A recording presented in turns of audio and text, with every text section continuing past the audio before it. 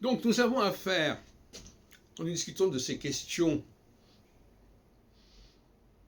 de théologie, avec un certain nombre de gens qui vont être dans le déni de la surnature. Ils ont souvent été formés par des études de philosophie, et la philosophie a dégradé, a dénaturé la théologie, avec l'aristotélisme, etc., etc. Elle a trouvé une alliance avec la philosophie, qui est une alliance qui l'a complètement dévoyée. Et quand je discute avec des personnes qui ont un certain bagage philosophique, je m'aperçois que ça les empêche d'avoir une véritable compréhension et appréhension de la théologie.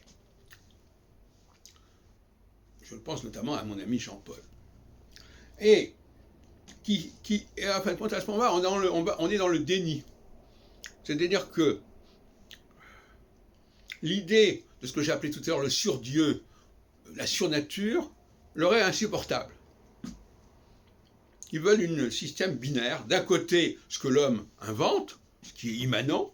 L'autre côté, ce qui est originel, ce qui est le premier mouvement. Parce que pour eux, la démonstration de l'existence de Dieu, elle est dans ce mouvement premier. Or, pour moi, le surdieu, il n'a rien à voir avec ce mouvement premier. Il est emporté, il est généré, quelque part, engendré par ce mouvement premier, mais c'est ce qu'on appelle la seconde création, la surcréation. Il va créer quelque chose par-dessus ce mouvement premier.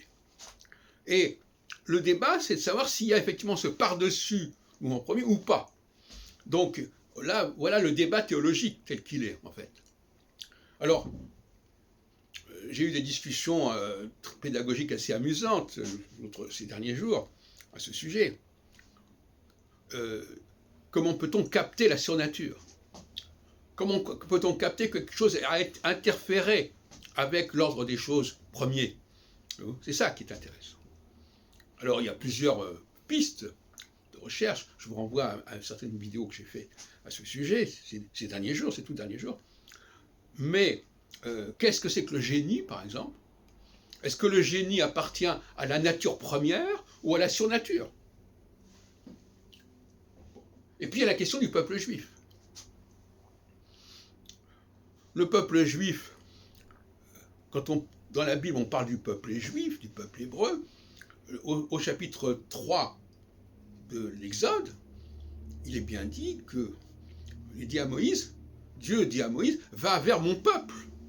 Alors comment ce premier mouvement aristotélicien, ou comme on voudra, peut-il avoir une relation avec un certain peuple terrien, terrestre? Ça n'a pas de sens. Ça ne fait sens que dans le cadre du surdieu, de la surnature, qui est un champ beaucoup plus étroit, beaucoup plus focalisé.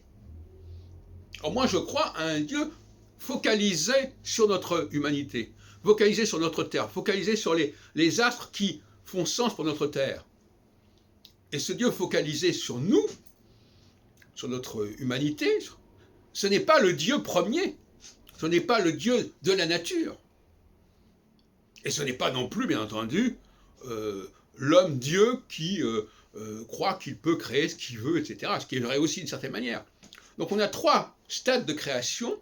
La création du Dieu premier, la création du surdieu, et puis la création de l'homme, qui est lui-même le produit de la surnature jusqu'à un certain point, dans son organisation sociale, dans la cyclicité de son fonctionnement.